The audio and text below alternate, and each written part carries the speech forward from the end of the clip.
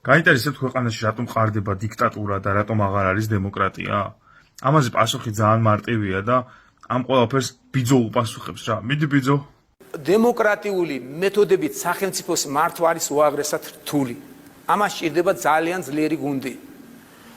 ამ ფორმით მართული ხელისუფლებას უკვე დაეთყო, რომ ჯერ გუნდში ვერტიკალი იყო სუსტი და მე ვთქვი რამდენჯერმე, ამის მარჯვენა მარიცო და მარცხენა რას აკეთებდა ძალიან ხშირად გუნდის წევრები. ამის რესურსი გუნდს არ გააჩნდა, იმდენად რთულია მართვა დემოკრატიული მეთოდებით ღარიბი სახელმწიფოს დემოკრატიული მეთოდებით მართვა არის უაღრესად რთული და საერთოდ დიდარი სახელმწიფოს მართვაც გაცილებით რთულია დემოკრატიული მართლობით ვიდრე ნებისმიერი დიქტატურით.